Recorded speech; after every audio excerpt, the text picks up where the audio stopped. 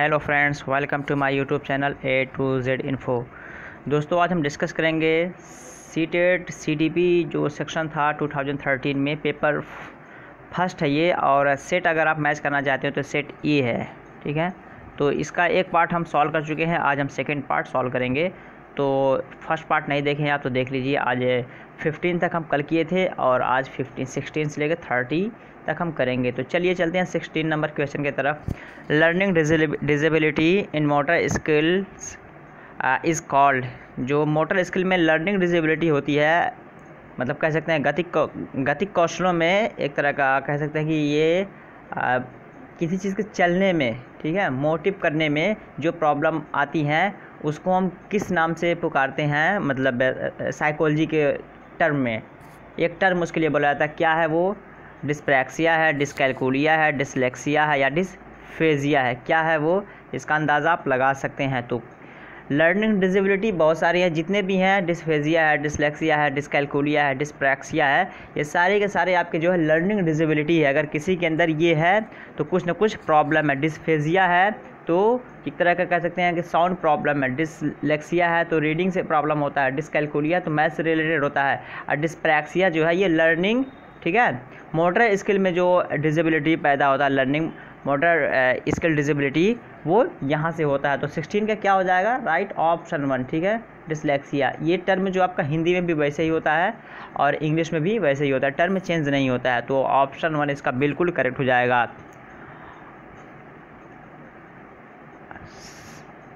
17 number देखते हैं। आप लोग भी इसको टेस्ट के तौर पे कर सकते हैं, मॉडल टेस्ट पेपर के तौर पे कर सकते हैं। आप लोग भी अपना अंदाज़ा लगा सकते हैं। वीडियो को रोक के आंसर दीजिए, फिर उसके बाद आप करेक्ट आंसर देख लीजिए। 17 का देखते हैं। Learning disability. ये लर्निंग डिसेबिलिटी क्या होता है? Is a stable state, is a variable state, need not empire functioning, does not improve with appropriate input. कहा जा रहा है कि लर्निंग डिसेबिलिटी क्या है? ये एक स्टेबल, एक स्थिर अवस्था है, मतलब इसमें कोई मॉडिफिकेशन नहीं हो सकता। इज़ अ वेरिएबल स्टेट, ये कि मतलब चर अवस्था है। जैसे कि मतलब किसी में ज़्यादा होता है, किसी में कम होता है, किसी में नहीं होता है, किसी में बहुत ज़्यादा होता है, तो ये वेरिएबल होता है। लर्निंग डिसेबिलिटी एक वेरिएबल स्टेट है। थर्ड में कहा जा रहा है नीड नॉट इम्पेयर फंक्शनिंग, कि मतलब ज़रूरी नहीं कि कार्य पद्धति की हानि करे, यानी ज़रूरी नहीं है कि ये लर्निंग डिसेबिलिटी जो है किसी को नुकसान करे, तो नुकसान तो करता है। ये does not improve with appropriate input, इसे सुधारा नहीं जा सकता, ऐसा नहीं है। तो 17 का राइट क्या होगा? 17 का राइट जो होगा वो इज़ अ वेरिएबल स्टेट। ठीक है, लर्निंग डिसेबिलिटी जो होता है वेरिएबल स्टेट होता है। ज़रूरी नहीं कि हर इंसान के अंदर एक जैसी लर्निंग डिसेबिलिटी हो, किसी में ज़्यादा है, किसी में कम है। और ये भी हो सकता है कि कुछ मेथड या टेक्नोलॉजी को यूज़ करके हम टीचिंग मेथड्स के ज़रिए उसके अंदर से लर्निंग डिसेबिलिटी जो है उसे हम कम कर सकते हैं। इसी वजह से वेरी होता है। किसी का IQ ज़्यादा होता है, किसी का IQ कम होता है, कोई डल होता है, कोई गॉड गिफ्टेड होता है, सुपर माइंडेड होता है। तो इस तरह वेरी करते रहता है ये। तो इस तरह से ऑप्शन 2 इसका बिल्कुल सही हो जाएगा। क्वेश्चन नंबर 18 देखते हैं। The following are the steps in the process of problem solving except, कि इनमें से जितने भी हैं सब के सब प्रॉब्लम को सॉल्व करने वाले स्टेप्स हैं। कौन सा एक ऐसा नहीं है जिससे हम प्रॉब्लम सॉल्व नहीं कर सकते हैं? Suppose identification of a problem, breaking down the problem into smaller parts, explore possible strategies, anticipate outcomes. क्या होगा इसका राइट आंसर? क्या होगा 18 का? देखिए, ऑफिशियल जो इसका आंसर होगा वो होगा आपका ये breaking down the problem into smaller parts.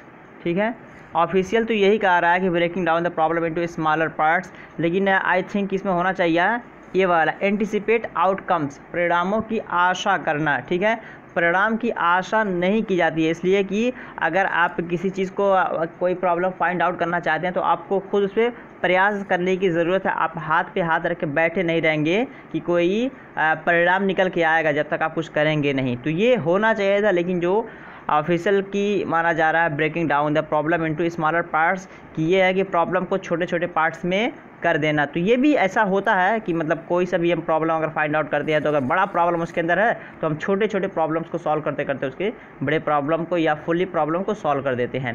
तो वैसे तो यहाँ पे 2 ही मानेंगे, अब इसको स्टार मार के चलते हैं। नेक्स्ट देखते हैं,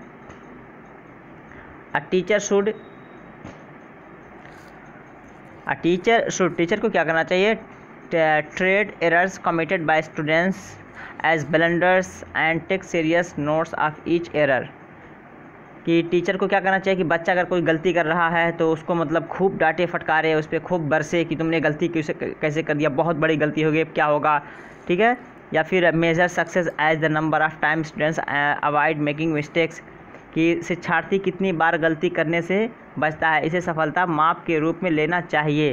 कि मतलब बच्चा गलती करता रहे, टीचर को ये चाहिए कि चलो ठीक है अब सफल होगा। ऐसा भी तो नहीं है, अगर गलती कर रहा है तो 1 बार 2 बार, लेकिन बार बार गलती करे तो वो गलती होती है, फिर उसको सुधार की ज़रूरत पड़ती है।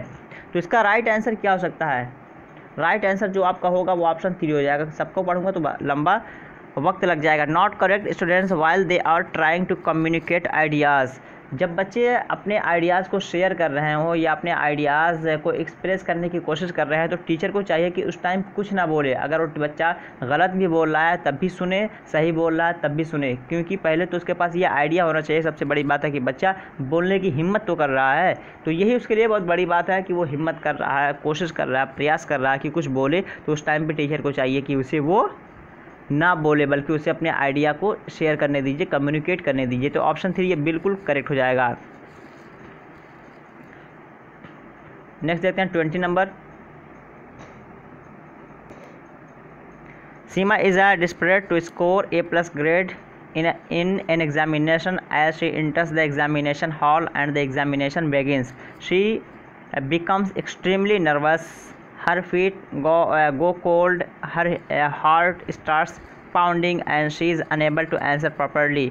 The primary reason for this is that कभी कभी ऐसा होता है कि क्वेश्चन मतलब बहुत बड़ा दे दिया जाएगा, ऐसा लगेगा कि क्या है इसमें, पढ़ना पड़ेगा, कुछ नहीं है इसमें। ये है कि सीमा एक लड़की है जिसको मतलब पूरा कॉन्फिडेंस है कि वो एग्ज़ाम में जाएगी, तो A+ ग्रेड वो ऑब्टेन कर लेगी। लेकिन जैसे ही वो एग्ज़ाम हॉल में घुसती है तो वो एकदम नर्वस हो जाती है, उसके पैर ठंडे पड़ जाते हैं, उसका दिल धड़कने लगता है और वो मतलब आंसर नहीं दे पाती है, ठीक है।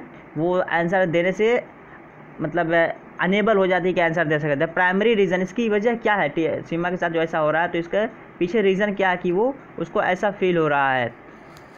She may not be very confident about her preparation, शायद वो अपने तैयारी पे उसे मतलब पूरा कॉन्फिडेंस नहीं है। She may be thinking excessively about the result of this examination, शायद वो इस परीक्षा परिणाम के बारे में बहुत अधिक सोचती है कि उसे लग रहा है कि मतलब रिज़ल्ट पता नहीं कैसे आएगा, ठीक है। Invigilator teachers on duty may be her class teacher and she is of very strict nature, ये तो बिल्कुल गलत है कि अगर क्लास टीचर कोई है या इन्विजिलेटर है तो उसे खूब डरेगी कि वो कठिन है, नकल नहीं करने देगा, इसका तो कोई ताल्लुक ही नहीं है। She may not be able to deal with sudden emotional outburst, तो ये है कि मतलब वो तो पूरा कॉन्फिडेंस में थी कि हाँ हम तो मतलब A+ ग्रेड लेकर आएंगे, लेकिन जैसे ही वो एग्ज़ाम हॉल में घुसती है तो उसके मतलब उसको थरथरी और कपकपाहट उसको तारी हो जाती है, उसका पैर जो है कांपने लगता है। तो ये जो प्रॉब्लम इसलिए आती है, सडन जो इमोशन होता है उसे वो कंट्रोल नहीं कर पाती है, शायद वो,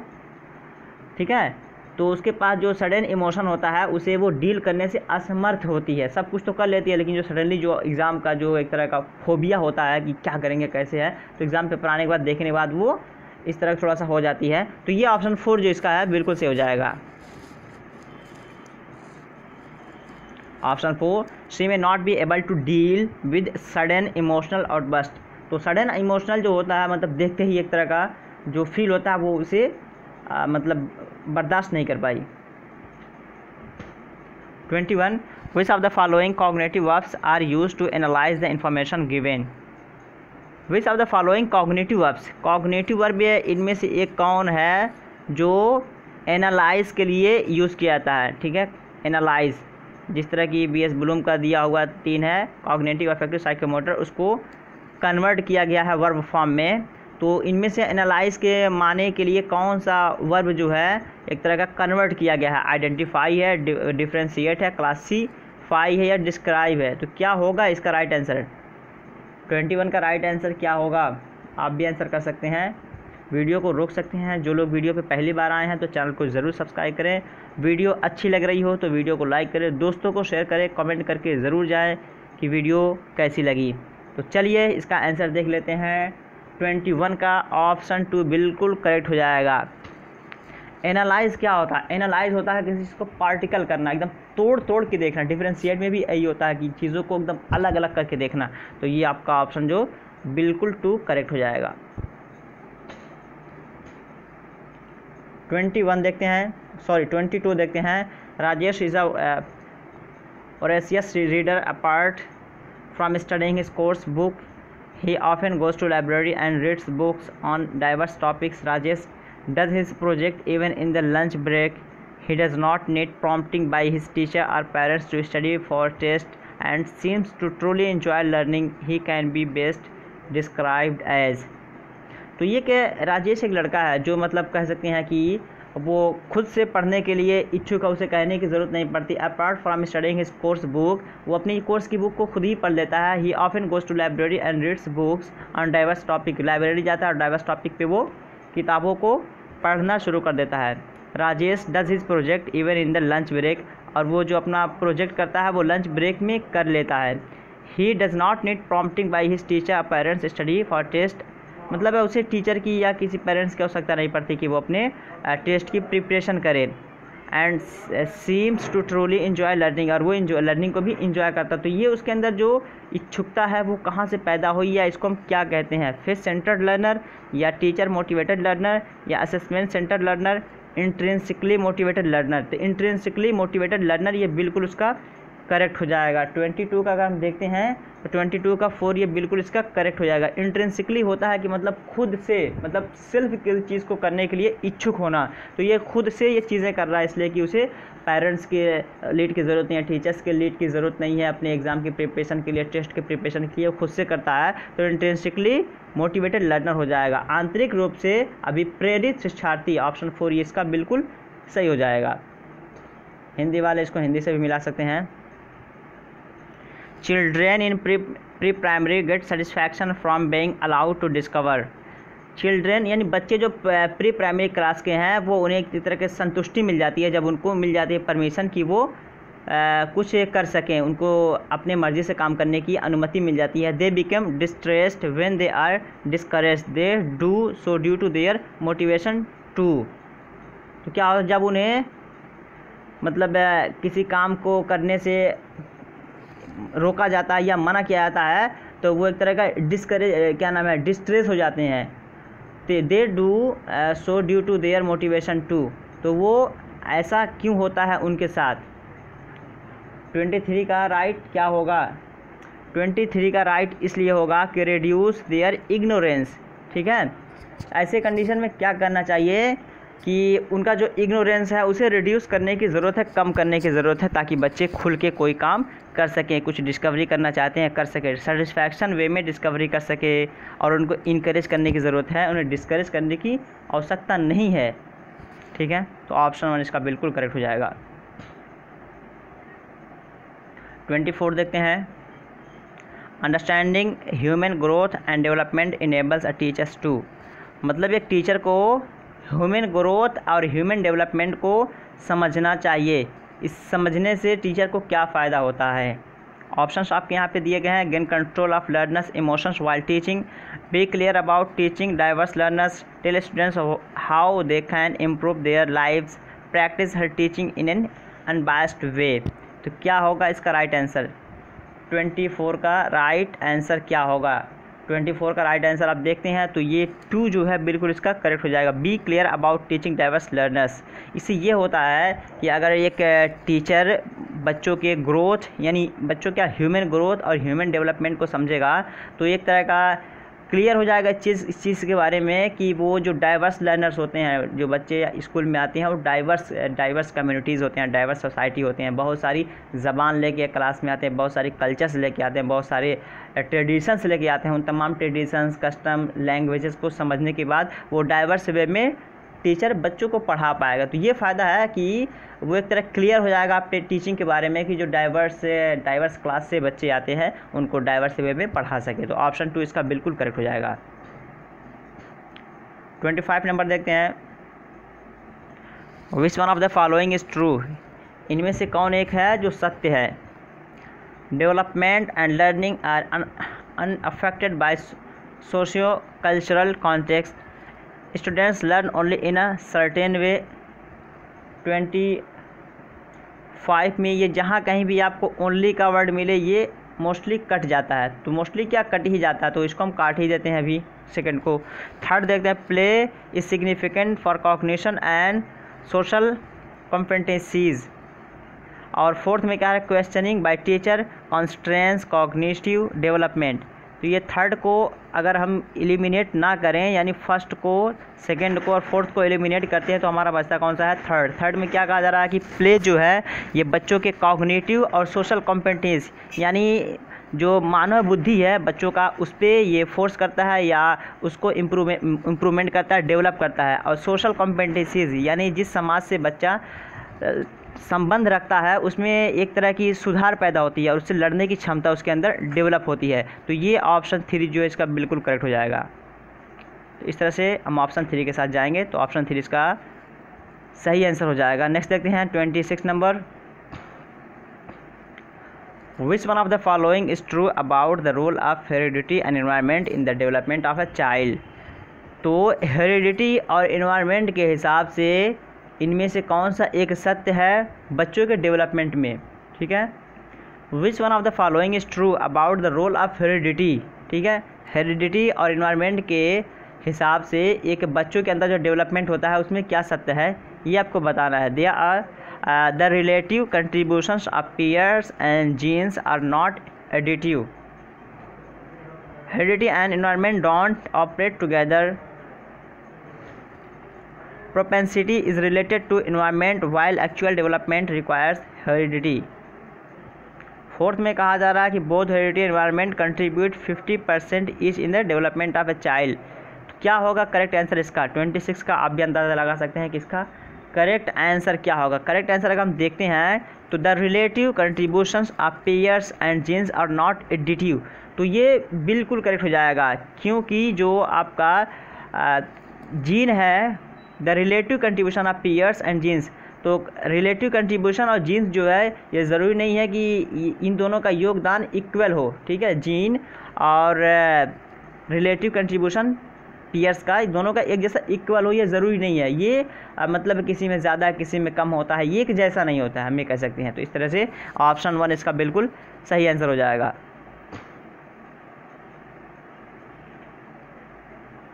सोशलाइजेशन, सामाजिकरण क्या है, यानी सामाजिकरण के बारे में पूछा जा रहा है।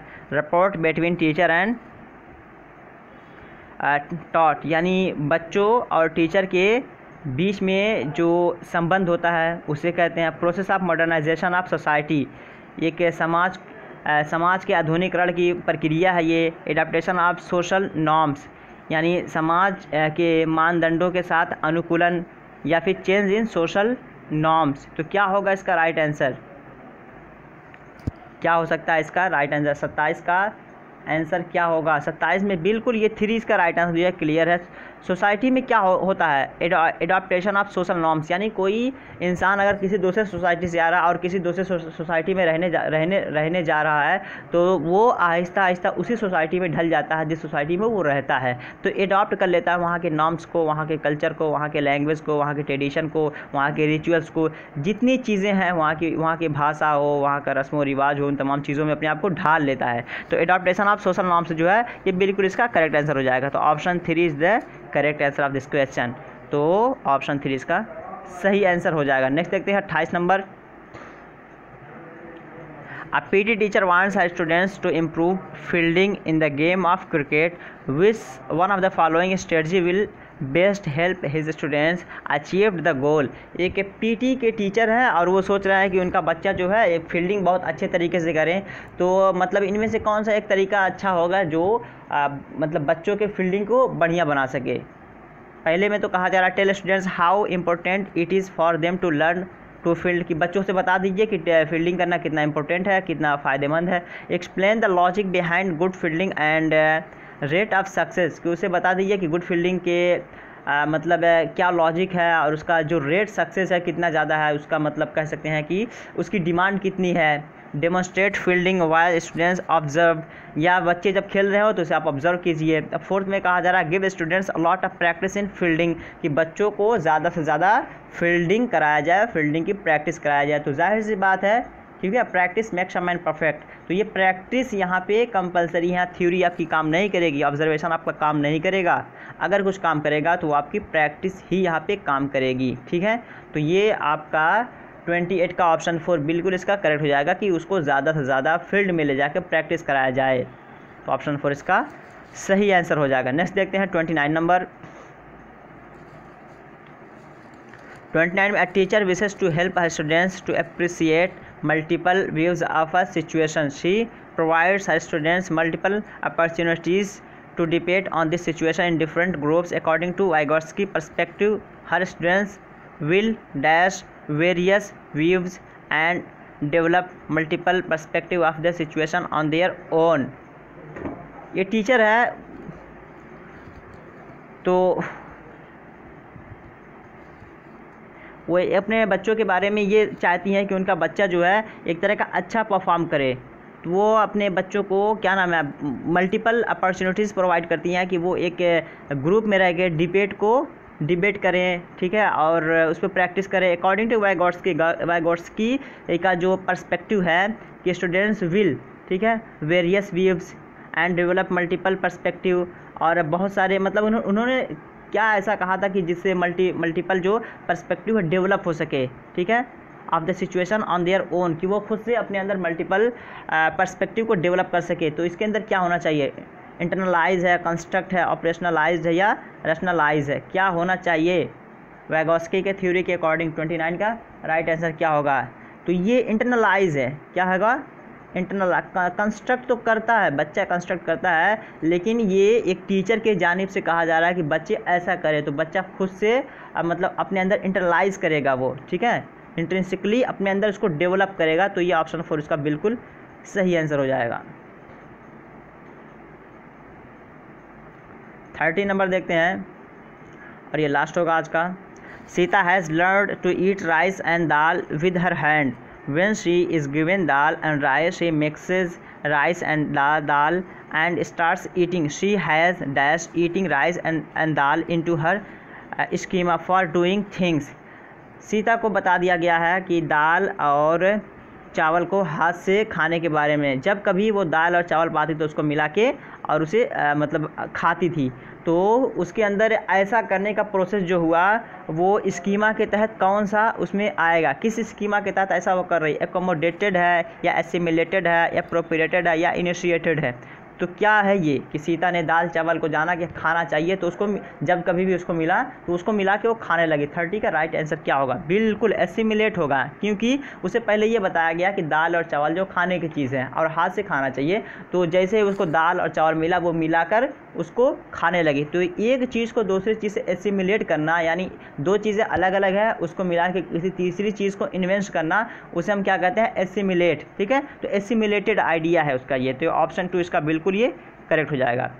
तो ये आज कुछ 30 क्वेश्चन थे और इसी का नेक्स्ट पार्ट फिर आगे आएगा, यहीं पे आज ख़त्म करते हैं। तो वीडियो अच्छी लगी हो तो ज़रूर लाइक कीजिए, दोस्तों को शेयर कीजिए। चलिए फिर मिलते हैं नेक्स्ट वीडियो में, तब तक के लिए have a nice day, have a good day, that's all, thank you, bye.